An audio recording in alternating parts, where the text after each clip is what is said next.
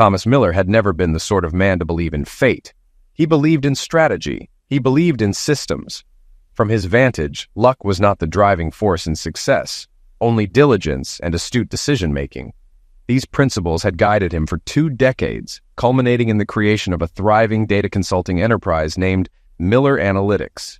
He had started the business in a cramped spare room, building small contracts into bigger ones, eventually employing a team of 50 skilled professionals. Their office, situated in a modern mid-rise downtown, provided data-driven solutions to a spectrum of corporate clients. That success had bestowed upon Thomas a certain prestige, but it never made him arrogant. If anything, he took pride in maintaining an unassuming demeanor, an analytical mind behind calm eyes. Yet, for the past year, something had gnawed at him, a quietly growing sense of unease. His marriage to Melanie, once filled with shared dreams and unwavering intimacy, seemed off. He couldn't pinpoint when exactly this shift had started. Perhaps it was a few months after their son Jason had left for college. The atmosphere around the house changed. Melanie grew more distant. She withdrew from long-standing routines and seemed guarded when he asked how her day had gone. Occasionally, he'd catch her on the phone, lowering her voice as he entered her room. Thomas tried to ignore the creeping alarm in his mind. He told himself that marriages evolve and that perhaps Melanie was simply seeking novelty in her own life. Still, doubt lingered. Observing subtle changes was, after all, part of his profession. Late one Wednesday afternoon, Thomas left a board meeting early and drove home. The skies over the suburbs shone a crisp blue, the air warm against the hush of neatly manicured lawns. He parked his black SUV in the driveway, then opened the front door, calling out, "Melanie, I'm home." In the past, she might have rushed over, greeting him with a warm hug. But that day, there was only silence. He found her in the kitchen, phone clutched in her hand. The quick way she tucked the phone behind her back when he entered spoke volumes. "Thomas," she said, a too cheerful lilt to her voice. "I didn't realize you'd be home this soon." Her auburn hair was pinned up in a low chignon, and she wore a fitted blouse and jeans. Casual, yet meticulously put together. Something in her hazel eyes flickered with guilt. Thomas couldn't ignore that feeling in his gut. He let his briefcase settle on the countertop. "Slow day at the office," he replied, trying for nonchalance. "You look startled." She forced a quick laugh. "I was just chatting with someone from the gym." "Everything all right?" he asked, noticing how her posture stiffened, shoulders tense. "Of course. Why wouldn't it be?" In that small exchange, their life together seemed to form a hairline crack. He nodded politely, decided not to pry further, and stepped aside to let her continue. Yet inside, the seeds of concern sprouted. If there was one thing Thomas had learned in business, it was that small changes in data trends can be harbingers of bigger problems. The next morning, Thomas was stuck in traffic downtown when his phone buzzed. The screen displayed Patrick Hayes, a name that carried weight in the corporate world. Patrick was the charismatic CEO of a giant corporation called Global Strategy, Inc., which had become Miller Analytics' biggest client over the previous 2 years. Their partnership had propelled Thomas's company from local recognition to a larger regional presence. He tapped the speakerphone button. "Patrick, good morning." "Thomas!" Patrick's voice boomed with affability. "How's my favorite consultant doing?" Thomas scanned the line of cars crawling forward. "Busy, as usual? Something on your mind?" "Yes, actually," Patrick replied, tone shifting to something more serious. "I'd like to meet and finalize the next phase of our contract. We've got a tight board schedule next week. Are you free tomorrow?" Thomas mentally checked his schedule. "I can make that work. Noon? Perfect. Let's do the Riverfront Grill. I'll reserve our usual table." Once the call ended, Thomas drummed his fingers on the steering wheel. Patrick Hayes was known for his persuasive skill and his commanding leadership style. Having him as a client was a boon, though sometimes it felt as though Thomas had sold a portion of his independence in the process. By the time Thomas finally reached Miller Analytics, the morning was half gone. His assistant, Janet, hurried over. She was a dedicated woman in her mid-30s, always juggling calls and scheduling with seamless efficiency. "Thomas, you've got a conference call with the Blue Star Group in 15 minutes. They're eager to discuss the new proposal." He nodded. "I'll be there. Anything else urgent?" Janet glanced at her tablet. "Your son called. He wants you to call him back." Thomas felt a little jolt of concern. Jason was away at college, and while they spoke regularly, he rarely called during morning hours. "Thanks, Janet. I'll give him a ring first." He settled into his office, a corner room with wall-to-wall windows that overlooked the bustling city. It was a space that exuded competence and success, everything carefully arranged. He dialed Jason's number. "Dad," came Jason's voice, bright despite the early hour. "Hey, kiddo, what's up?" "I'm working on a summer project, something that'd be perfect as an internship at your firm," Jason explained. "I figured I'd ask if I could join for a few weeks, learn the ropes." Thomas smiled, relief washing over him. "Absolutely. You know you'll have to earn your keep, though. Nothing's free." Jason's laugh on the other end was comforting. "Wouldn't expect otherwise. Great, let's talk details tonight." "Sure thing." With that, the conversation ended, leaving Thomas buoyed by the thought of his son's future. Yet the tension at home lingered in the back of his mind, overshadowing the excitement. That afternoon, Thomas wrapped up the meeting with Blue Star Group, then stepped out to see a familiar figure stepping out of the elevator. Patrick Hayes. Tall, well-groomed, wearing a tailored navy suit and a self-assured grin, Patrick cut the image of a polished executive who never took a false step. "Thomas," Patrick called, striding confidently forward. "I was in the building meeting another contact. Couldn't resist saying a quick hello." Thomas smiled back. "Always a pleasure. Shall we talk in my office?" They walked together, exchanging pleasantries about the city's economic climate. Once inside Thomas's office, Patrick took a seat in one of the leather chairs, crossing one leg over the other. "I'm excited about our lunch tomorrow," Patrick said, flicking imaginary dust off his jacket. "But I wanted to give you a heads up. I have bigger plans for Miller Analytics, possibly something that involves a deeper partnership." Thomas raised an eyebrow. "Bigger partnership? You mean integrating more closely with global strategy?" A mild smile curved Patrick's lips. "Yes, maybe something that includes an official seat on our board for you, a merger of sorts." Thomas felt his pulse quicken. "That's a major step." "That's what I do. Big steps," Patrick replied. "Anyway, let's discuss over lunch. Bring any concerns you might have." Thomas nodded, watching Patrick stand and button his suit jacket. As Patrick left, a swirl of thoughts consumed Thomas. A board seat at Global Strategy would be huge. It might catapult his firm's profile. Yet he also felt a flicker of caution, as though stepping into deeper waters with a shark. He pushed the uneasy feeling aside and sent a quick text to Melanie. "Patrick has some big ideas for the company. We'll talk at home?" He waited, but no response came. When he finally arrived home that evening, the house smelled of stir-fried vegetables. Melanie was in the kitchen, wearing an apron over her casual clothes. Everything looked normal, and yet there was a tightness around her eyes, a forced brightness to her smile. During dinner, Thomas tentatively brought up the conversation about Patrick's offer. "He's talking about a serious merger, maybe giving me a seat on the global strategy board." Melanie's response was lukewarm. "That's good, right?" She poked at her food. "As long as it's on your terms." Thomas examined her expression. "What do you think?" She shrugged noncommittally. "I just worry about losing control of your own firm. Maybe you could consider transferring some shares?" The question came out too casually, making it all the more suspicious. He set his fork down. "Transferring shares? To whom?" She hesitated, then offered a brittle smile. "I don't know. Maybe me, or someone who can oversee things if something happens to you." A chill slid down Thomas's spine. "Why are you suddenly concerned about something happening to me?" She looked away, fiddling with a napkin. "No reason, just accidents happen." The words clanged ominously in the air. Thomas felt an odd compulsion to challenge her, to demand she tell him exactly what was going on, but he reined himself in, uncertain if he was ready to hear the answer. Instead, he finished his meal in silence, nodding on autopilot when Melanie mumbled something about going to bed early. The following day, Jason arrived home from college for a short break, duffel bag slung over his shoulder. He was 19, tall, bright-eyed, with the sandy brown hair he'd inherited from Thomas, and the hazel eyes from Melanie. "Hey, Dad," he called the moment he stepped in. Thomas smiled warmly, meeting him in the foyer. "Son, good to see you." They shared a quick hug. "How's school?"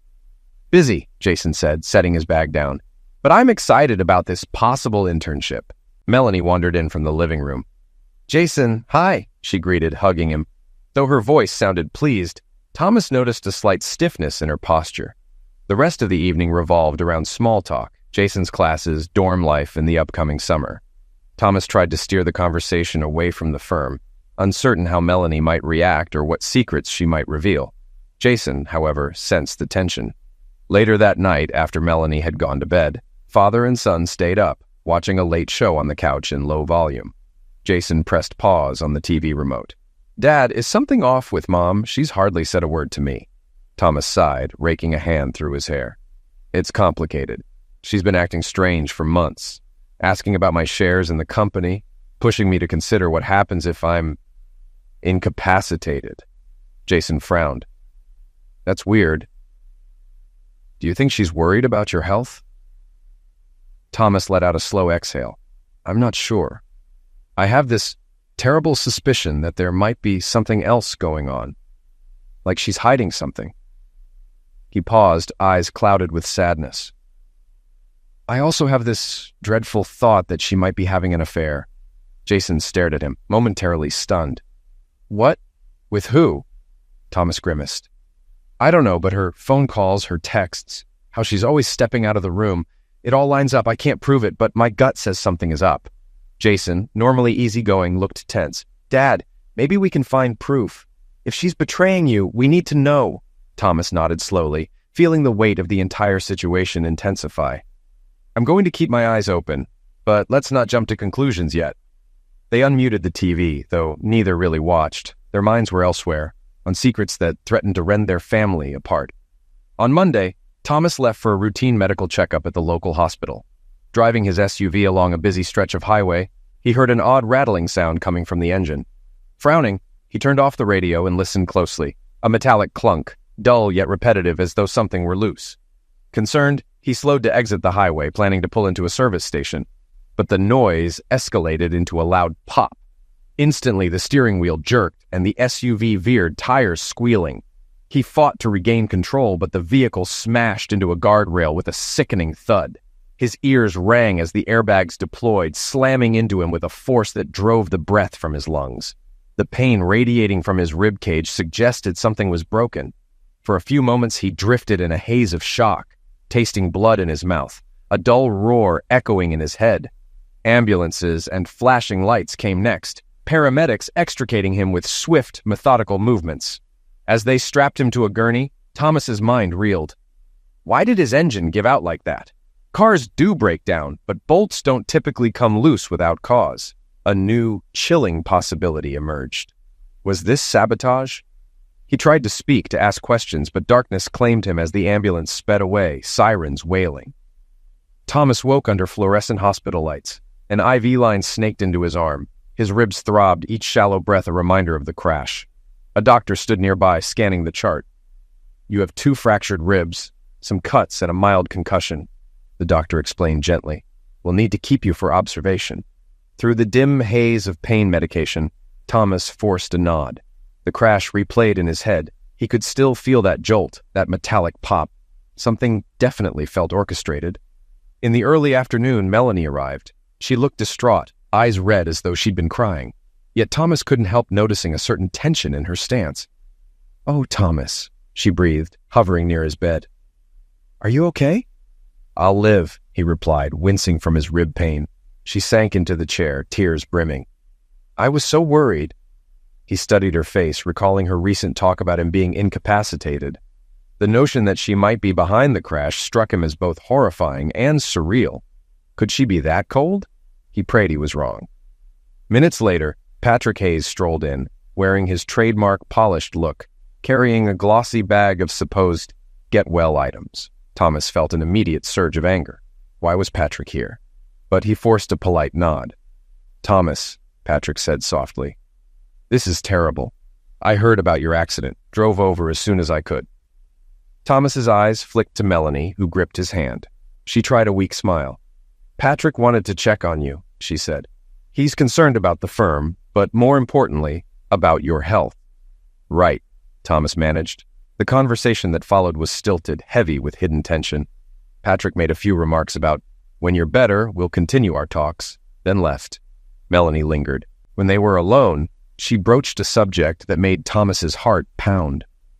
"Thomas, if your recovery takes weeks or months, do you want me to manage the company in the meantime? Perhaps a temporary power of attorney? Just until you're back on your feet." His mind blazed with alarm. "A power of attorney?" he repeated. She shrugged, a sweet smile plastered on her face. "It's just an idea, so the deals in progress won't fall through. I can sign documents on your behalf. There's a lot at stake." Thomas, despite his injuries, recognized the shift. "Let's hold off," he said gently. "I'm not ready to hand over control yet." A flicker of annoyance crossed her features. Barely perceptible, but enough for him to notice. She nodded stiffly, stood, and excused herself. Once alone, Thomas closed his eyes, mind roiling with suspicion and heartbreak. Was the accident part of a plan to force him into signing? He could hardly bear the thought. Late that night, the hospital corridor was quiet. Thomas dozed fitfully, drifting in and out of medication-induced drowsiness. He awoke to a soft click at the door. Expecting a nurse, he instead glimpsed a dark figure slipping into the room, a hooded man. Thomas's heart thundered. Through bleary eyes, he saw the man approach the IV stand. A glint of metal suggested a syringe. Panic seized Thomas. He tried to call for help, but his voice emerged as a croak. Just then, the door burst open again. Jason stood there, phone flashlight cutting through the darkness. "Hey, what are you? Get away from him!" the intruder snarled, dropping the syringe and lunging at Jason, knocking the phone from his hand. In the scuffle, the man twisted free and bolted for the door. Jason shouted, "Security!" But by the time staff arrived, the hallway was empty. The would-be assassin had fled. Jason rushed to Thomas's side, trembling with adrenaline. "Dad, are you okay?" Thomas fought to steady his breathing. He tried to inject something, I'm sure of it." Hospital security came in, flipping on the lights, scanning the floor. A shaken nurse picked up the discarded syringe with gloved hands. The label was scratched off, though it would soon be tested in the lab. As Thomas lay there, the full horror crystallized. Someone wanted to finish the job they'd started on the road. The police arrived shortly thereafter, taking statements. Thomas recounted the bizarre confrontation, while Jason described how he arrived just in time to see the intruder tampering with the IV. Security cameras had caught only a shadowy form near the elevator. The man's face remained obscured by a hood. Thomas refused to stay in the hospital any longer, fearful that a second attempt might succeed. The attending physician argued against discharge, but Thomas insisted on leaving under his own responsibility. Jason helped him secure a nearby short-term rental apartment, close enough for medical follow-ups without the vulnerability of the hospital environment. Once he was settled into that small studio apartment, father and son had a difficult conversation in hushed tones. Thomas lay on the narrow bed, adjusting the pillows to ease pressure on his ribs. Jason sat in a battered armchair, worry etched into his face. "It has to be Mom," Jason said, voice tight. "Or Patrick. Or both. No one else would benefit from hurting you. Mom's been asking about power of attorney, and you told me about the weird engine failure." Thomas's expression was haunted. "I hate to think your mother could do such a thing, but the evidence is pointing that way." Jason rubbed his temples, clearly distressed. "I found some suspicious phone bills in the kitchen drawer. I recognized Patrick Hayes' number. Mom has been calling him a lot more than you'd expect for a mere acquaintance. Multiple calls every day." Thomas's jaw tightened. "She's having an affair with him," he said in a near whisper, a bitter edge to his voice. "And they want me out of the picture, so Patrick can take control of Miller Analytics, or so they can sign it over." Jason set his hand on his father's shoulder. "We have to do something. Should we go to the police with this hunch?" Thomas exhaled. "We need harder proof. Right now it's all circumstantial. Unusual phone calls, a suspicious accident, a masked intruder. If we accuse them, they might slip away or deny everything, or Patrick could use his corporate power to crush us in court." Jason nodded. "Okay, so we gather real evidence. We set them up?" Thomas's eyes narrowed. "Yes, we'll record them or catch them admitting it, something that stands up in court." Outside, the city lights glowed. Thomas felt a surge of sadness at the betrayal, but also a sharp resolve. He would not let them steal his company or his life. 2 days later, Thomas received an email from Patrick. Subject: partnership discussion. "Thomas, I'd like to move forward with our talks regarding a strategic partnership and potential board seat. Let's finalize terms soon. Perhaps come to my penthouse this Thursday evening, more private, no distractions. Best, Patrick Hayes." Thomas stared at the message on his laptop, feeling both rage and grim determination. This was it. The perfect opportunity to gather incriminating evidence. He quickly replied, "Patrick, that sounds reasonable. Let's meet Thursday, 7 p.m. I'm still recovering from the accident, but I'll manage." Thomas: He leaned back in his chair. Thursday was 3 days away. That gave him enough time to acquire a covert audio recorder. He needed to provoke Patrick into a clear admission of guilt. The biggest unknown was whether Melanie would be present as well. Just then, his phone lit up. Melanie calling. Thomas let it ring twice before answering. "Yes?" "Thomas," Melanie said softly. "How are you feeling? I was worried when you left the hospital so soon." Thomas forced composure. "I'm doing as well as can be expected. Are you at home?" She paused. "Yes. You never came back." He sensed the guilt and anger in her voice, though she tried to mask it with concern. "I needed peace and quiet," he said. "Look, I know you want me to sign some papers for the firm, but I'm still not sure." Her tone chilled slightly. "Thomas, you're injured, and we can't afford to have deals fall through. I'm just trying to help." He swallowed. "I'll think about it. For now, I have a meeting with Patrick on Thursday. Maybe after that, we'll see." A heartbeat of silence. "Patrick told me," she finally said, voice guarded. "Be careful, Thomas. You never know what might happen." With that, she hung up, leaving Thomas in a swirl of dread. Had she just threatened him? He couldn't be entirely sure, but a chill prickled across his skin. Wednesday night arrived with a thunderstorm rumbling through the city. Lightning streaked across the sky, illuminating the small studio apartment where Thomas was holed up. Jason had returned from a quick run to the electronics store with a discreet, voice-activated recorder. They tested it on the kitchen table, speaking in hushed tones to confirm the device picked up every word. The clarity was decent, and it automatically switched to standby whenever the room was silent.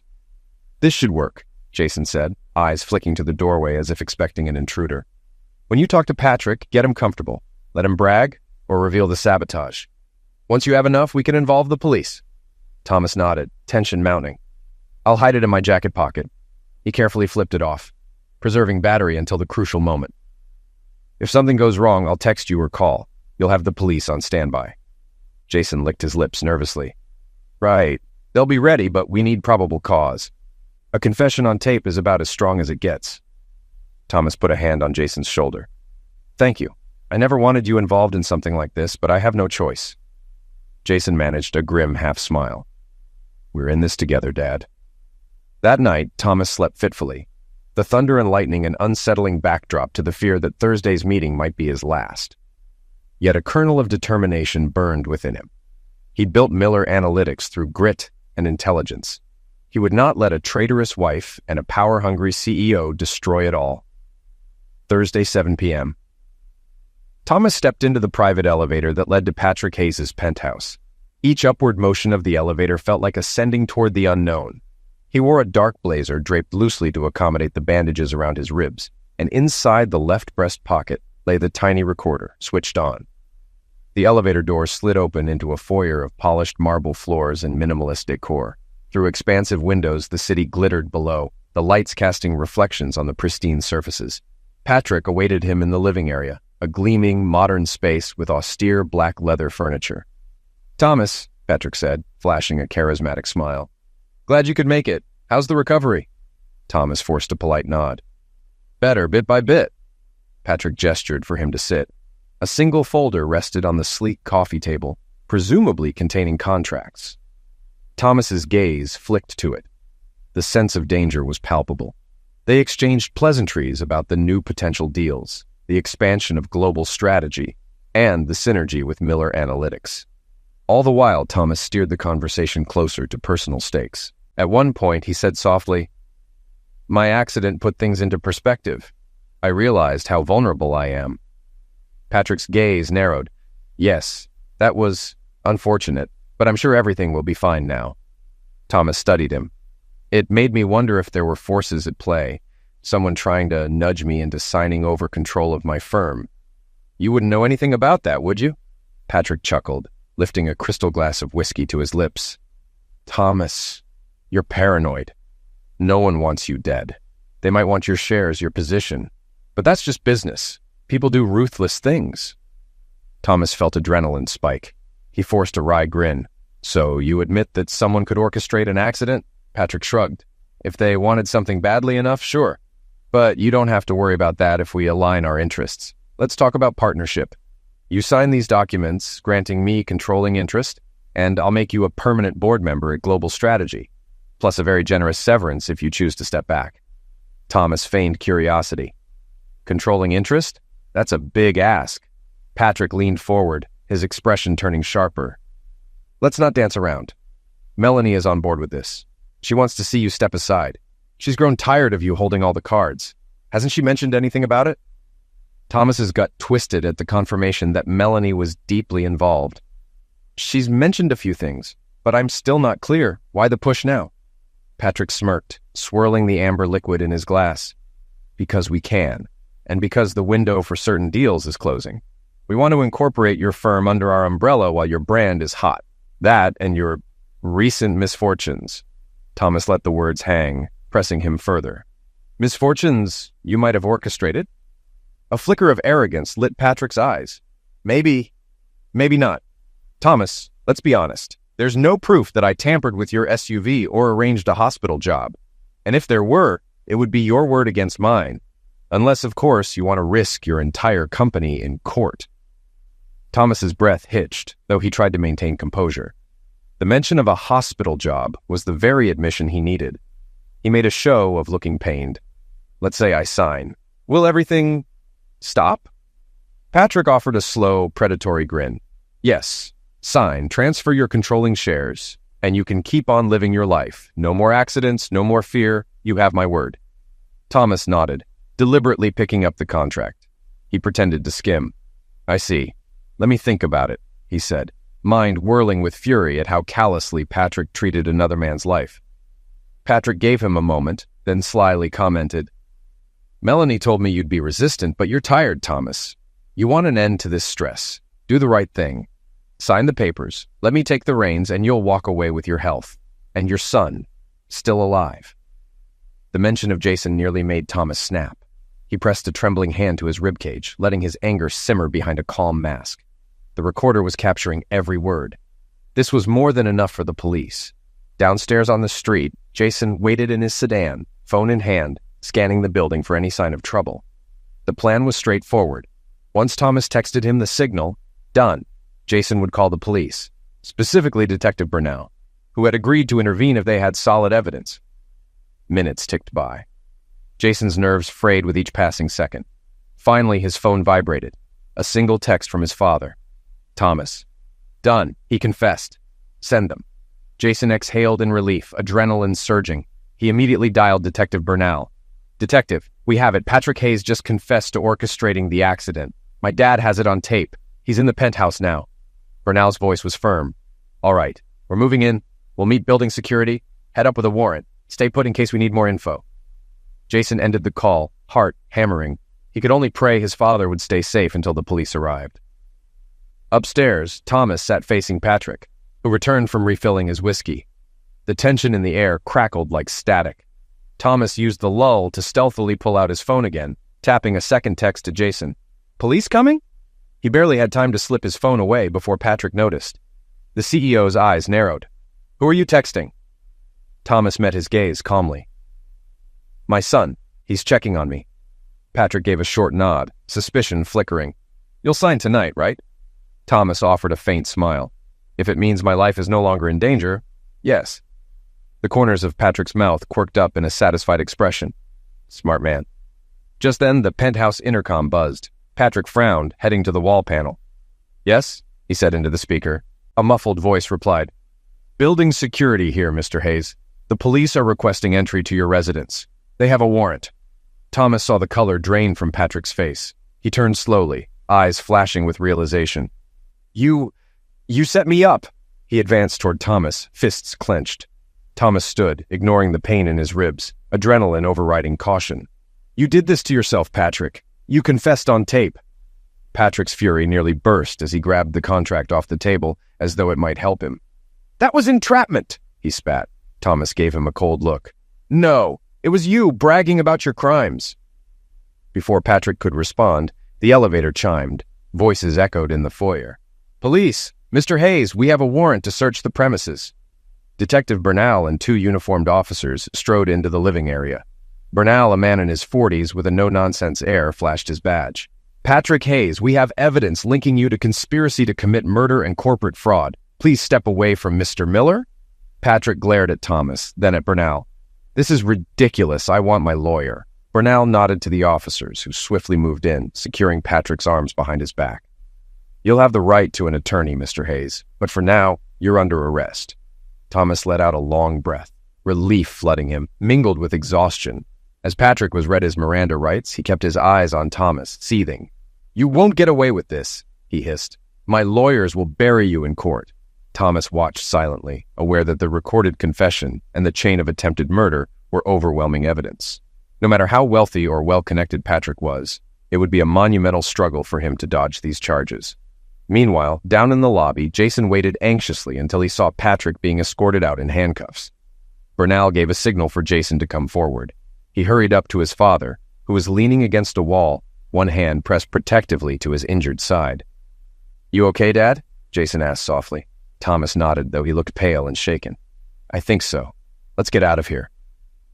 As they walked to the street, Bernal assured Thomas they would gather every shred of evidence needed to prosecute Patrick. "Keep your phone on," Bernal said.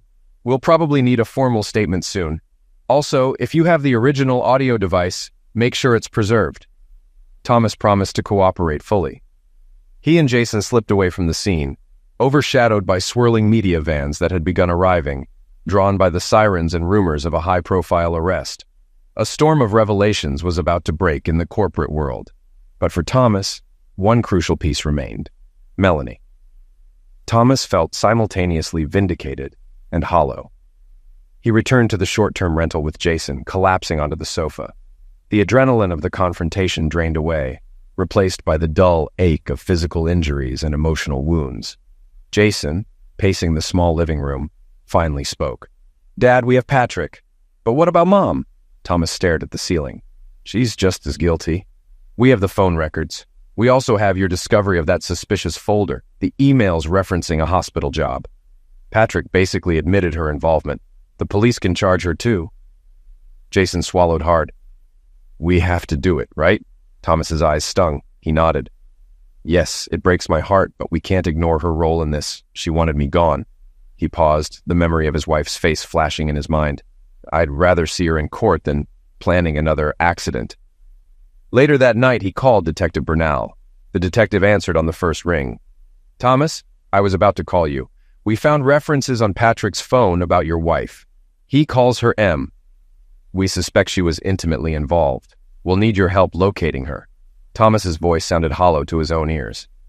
"She should be at our family home. If not, I'll find her." Bernal thanked him and said, "We'll pick her up. Can you stay available tomorrow if we need an ID?" Thomas agreed, ending the call with a sense of finality. He exhaled, feeling a sharp pang in his chest, not from the ribs, but from the heartbreak of what was to come. That night, father and son tried to rest, but neither found real sleep. The next day, mid-morning, Detective Bernal and a colleague, Detective Yu, arrived at the Miller home in an unmarked police car. Thomas and Jason accompanied them, hearts pounding as they pulled up the quiet suburban street.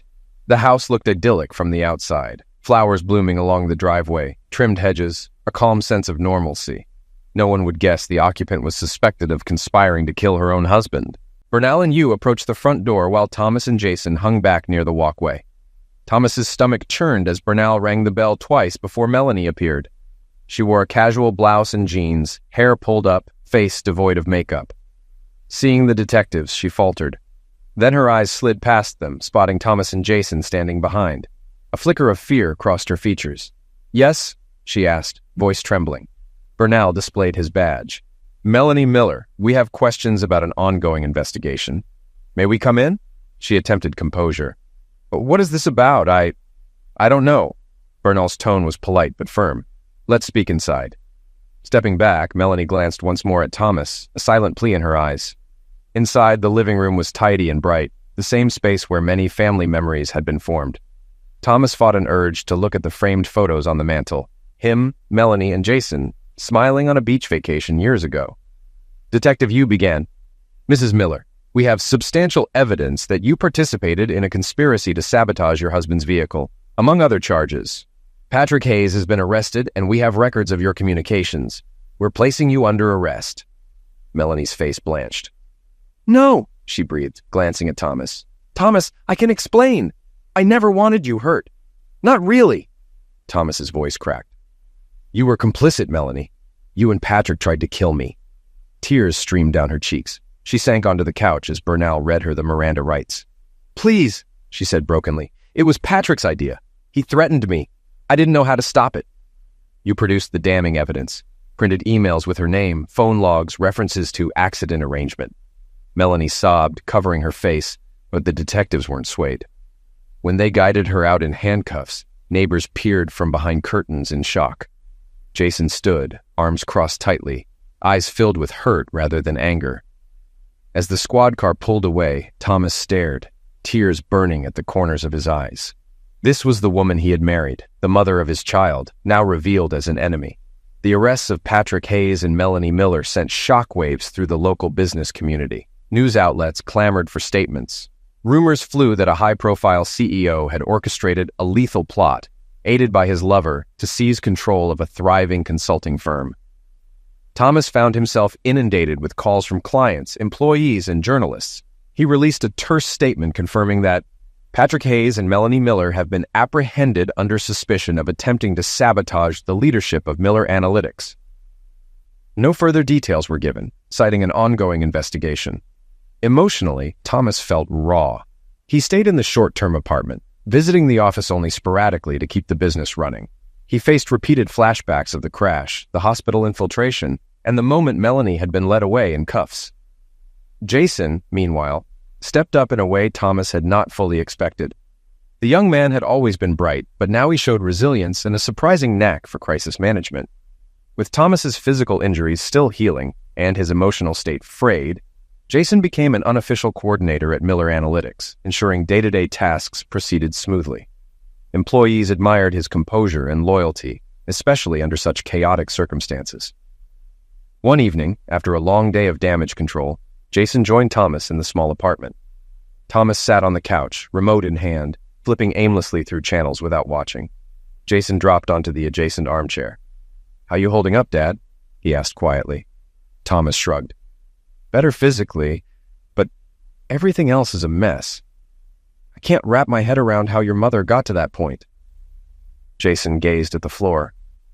"I don't know. Maybe she felt overshadowed, or Patrick promised her a life she thought she deserved." He let out a pained sigh. "It doesn't excuse it." They shared a long silence. Eventually, Jason straightened, an idea forming in his eyes. "Dad, the board is uneasy. Some clients have threatened to pull out, worried about the scandal. We need a stable figure at the helm, someone to reassure them. That might be me." Thomas studied him. "You're 19. "I know, but I've been around the company enough. I'm majoring in business and tech. We can position me as interim CEO, with you as an advisor until you're fully ready. It might calm everyone down, seeing that the Miller family still stands strong." Thomas smiled faintly. "You think you can handle it?" Jason, though clearly nervous, nodded. "With your guidance, yes. I believe in the company and its people." Thomas felt an immense surge of pride. "Then let's do it. I'll talk to the board members I trust. We'll push for an interim structure." Jason exhaled, relief and determination mingling. They had lost so much, but father and son were forging a path forward. The next board meeting of Miller Analytics took place in a glass-walled conference room on the 20th floor of their building. The midday sun illuminated the polished table and the anxious faces of the board members. Thomas, wearing a brace around his ribs, introduced Jason formally as the proposed interim CEO. Some members gasped. Jason was quite young, fresh out of his first year of college. But Thomas spoke with conviction, addressing each concern. "I'll remain as an advisor, ensuring no major decisions occur without oversight. However, I'm not fit to run the day-to-day right now. Jason's been an integral part of stabilizing the firm since the scandal broke." Jason pitched in, describing strategies for restoring client confidence, emphasizing transparency, and reassuring them that the sabotage scandal was contained to outside forces, namely Patrick and Melanie. A few skeptical members challenged him, but he calmly cited his knowledge of the firm's operations and the spirit of innovation he wanted to bring. After an hour, the board voted. With Thomas's urging and the sense that no better alternative had emerged, Jason was approved as interim CEO. Walking out of that conference room, father and son exchanged a look, exhausted yet hopeful. "We did it, Dad," Jason said quietly, a tremor of excitement in his voice. Thomas mustered a nod. The act of relinquishing direct control was bittersweet.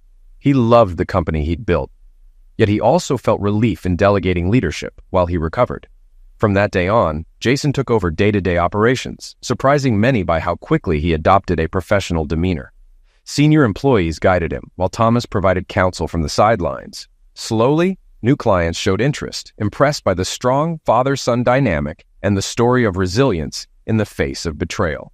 Meanwhile, the legal gears turned swiftly. Patrick Hayes, once the revered CEO of Global Strategy, languished in jail, awaiting trial on charges of conspiracy to commit murder, fraud, and more. Investigators found more incriminating evidence on his personal devices, lists of business rivals, notes on intimidation tactics. His downfall became a grim, cautionary tale in the corporate scene. Melanie Miller's situation was equally dire. Held in a county detention center, she faced a barrage of charges matching Patrick's: conspiracy, attempted murder, accessory to sabotage. Both she and Patrick maintained some measure of innocence, blaming each other. Melanie's lawyer claimed she had been coerced, an argument that might reduce her sentence but not eradicate her guilt. Thomas avoided direct contact with Melanie. The emotional toll was too high. Once, he might have wanted closure or an explanation, but now he could barely stomach the thought. Jason, too, struggled with the knowledge that his own mother had put his father's life at risk. Soon, the press shifted their focus to new scandals, leaving Thomas with the aftermath. A swirl of legal depositions, statements, and the fracturing of his family. He continued therapy for his injuries, both physical and psychological, determined to heal fully. One late afternoon, as he rested in the apartment, he received a call from an unknown number. Upon answering, a female voice spoke. "Thomas, it's me, Melanie." His heart lurched. "How are you even calling?" he asked stiffly. She sniffled. "I had one phone call I could make. I just want to tell you I'm sorry. I never should have." He swallowed, pain flaring in his throat. "Stop. I can't hear this right now. You tried to kill me, Melanie. Our marriage is over. The rest is up to the courts." She sobbed softly, voice cracking. "Thomas, please." He ended the call, tears burning his own eyes. Guilt, rage, and sorrow clashed inside him. He hadn't just lost a wife. He'd lost the life he'd thought was real. To cope, Thomas threw himself into helping Jason succeed as interim CEO. Each morning, father and son would discuss the firm's top priorities over coffee in the small kitchen of the short-term apartment. Thomas's chest still ached, but he found a new sense of purpose in guiding Jason. Under Jason's leadership, Miller Analytics adopted fresh initiatives, using advanced data visualization tools for clients, expanding into remote consulting, and forging alliances with smaller niche companies. The scandal ironically generated a wave of publicity, and many in the business world admired how a young CEO stepped up under extraordinary circumstances. Clients initially leery about the fiasco came to realize that the threats came from external forces, not from the company's own ethos. Over time, these clients recommitted, inspired by the firm's transparent approach to crisis management. They appreciated that the original founder, Thomas, was still present in an advisory role, ensuring continuity. Yet behind the scenes, personal healing was a longer road. Thomas woke some nights drenched in sweat, haunted by nightmares of a masked intruder leaning over his hospital bed. At other times, he recalled how Melanie's eyes had sparkled on their wedding day, how they had once laughed together about silly, mundane troubles. The memory of her involvement in sabotage formed a constant ache. Jason, too, grappled with the emotional weight. Sometimes, he'd lock himself in the office restroom, tears flowing as he tried to reconcile the mother he had loved with the criminal in custody. But each time he emerged, he squared his shoulders and continued leading. Thomas insisted on a session with the company employees to address the crisis openly.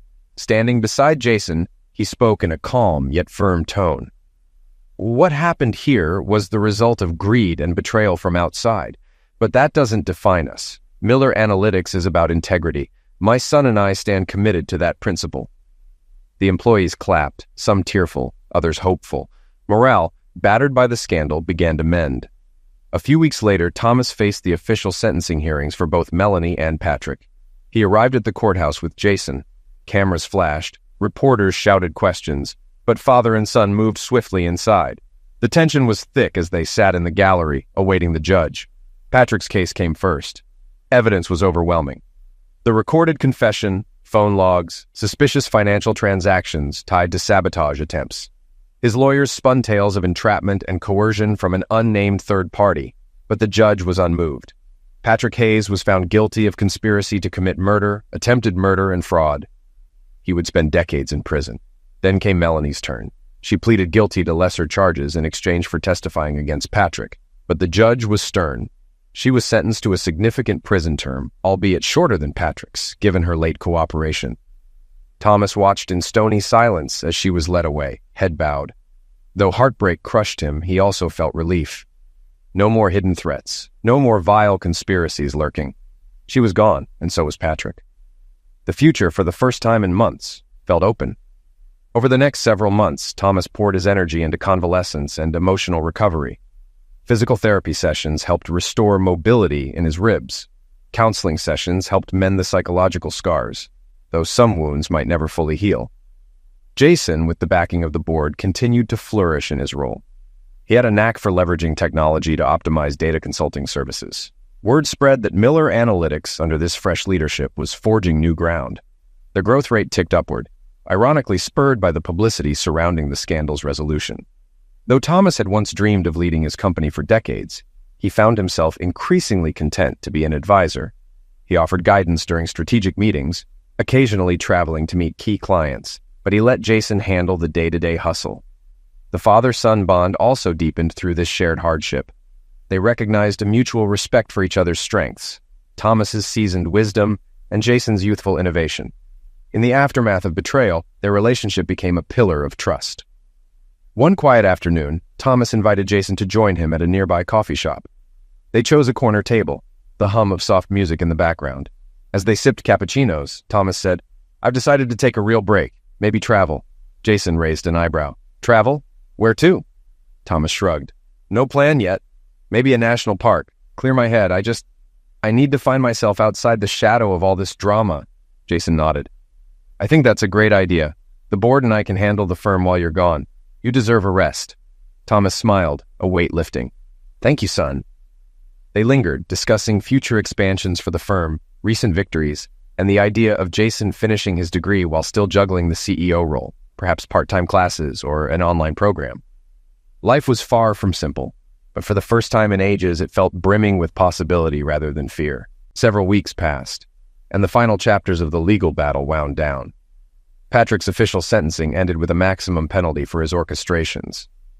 Numerous victims from other corporate sabotage instances also surfaced, painting him as a serial manipulator. Melanie, through her confession and partial cooperation, reduced her sentence slightly, but would still serve a significant term. Thomas quietly filed for divorce, the process going almost uncontested given Melanie's incarceration. The sorrow of it was immense. He'd truly believed they would grow old together. But no marriage could withstand such betrayal. On a sunny Saturday afternoon, Thomas and Jason stood outside the Miller home, which had lain mostly vacant since Melanie's arrest. They'd come to decide whether Thomas would keep it or sell it. Walking through each room, Thomas experienced a cascade of memories, some joyous, some now tinged with bitterness. In the living room, he paused at a photograph. Young Jason, perched on Thomas's shoulders, both of them grinning widely on a family vacation. Melanie stood beside them in the photo, smiling brightly. Thomas felt a punch in his gut. How had it all gone so wrong? Jason cleared his throat, standing behind him. "Dad, do you want to keep the house?" Thomas set the photo down carefully. "I don't think I can. Too many memories. I'd rather start fresh somewhere else." Jason nodded, placing a comforting hand on his father's shoulder. "Okay, we'll list it then." They spent the next few hours boxing up old belongings, some to keep, some to donate. When they eventually closed the front door, Thomas felt a strange mixture of relief and finality. Over the following weeks, the house went on the market, and Thomas located a new, smaller place, one that overlooked a park and fit his simpler needs. He felt an odd sense of liberation, as if stepping out from under a heavy burden. With Patrick Hayes and Melanie Miller behind bars, Miller Analytics thrived under Jason's watchful leadership. Though still young, he embraced mentorship from experienced executives, cultivating a forward-thinking culture. Colleagues praised his even-tempered approach, a blend of idealism and practicality. Thomas gradually found a measure of peace. He took a 2-week trip into the mountains, staying at a rustic cabin where he hiked during the day and reflected at night. The fresh air and expansive views helped him heal the invisible wounds. He returned with a new resolve to live life on different terms, less about constant vigilance, more about savoring each moment. That didn't mean burying the trauma, but rather acknowledging it as part of his story, a testament to what he'd survived. One crisp autumn evening, father and son met up at a local restaurant. They chose a table by the window, the leaves outside turning shades of gold and red. Over plates of salmon and roasted vegetables, Jason filled Thomas in on the company's latest expansions. "We're finalizing a deal with an international tech firm," Jason said with excitement. "It's going to open up markets across Europe. We've never had that kind of reach before." Thomas grinned. "That's fantastic. You're doing an incredible job." Jason's expression softened. "I'm building on what you created. You know, employees still talk about your leadership style, how you used to personally mentor them." Thomas sighed, swirling his drink. "I miss it sometimes, but I'm proud of you. You've taken it further than I ever imagined." They clinked glasses, father and son united in the aftermath of a nightmare that had nearly shattered them. Memories of the betrayal still lingered in the shadows, but overshadowed now by hope, perseverance, and a renewed sense of unity. After dinner, as they walked out into the crisp night air, Thomas paused on the sidewalk. The city lights glinted above them, reminiscent of the night he had confronted Patrick in the penthouse. So much had changed since then. He had confronted unimaginable betrayal, nearly lost his life, and watched his marriage crumble under the weight of greed. Yet, here he stood, battered but not broken. Jason noticed his father's contemplative silence. "Dad?" Thomas turned with a faint smile. "I'm just glad we got through it," he said quietly. "We have a future, you and I. Miller Analytics will keep thriving and we'll keep living our lives." Jason nodded, returning the smile. "We sure will." They started walking again, shoulders squared against the night chill. Around them, cars whooshed past, neon signs blinked, and city dwellers bustled by, each with their own story. Thomas felt a warmth in his chest, something he hadn't felt in a long time. Gratitude for survival, for justice, and for the unbreakable bond between father and son. Though the scars would remain, both physical and emotional, Thomas had no doubt that they had stepped onto a new path, a path free from deceit, built on trust and resilience. In that moment, he realized that yes, tragedies can strike and illusions can crumble, but with truth, determination, and the support of those who truly care, one can rise from the wreckage stronger than ever.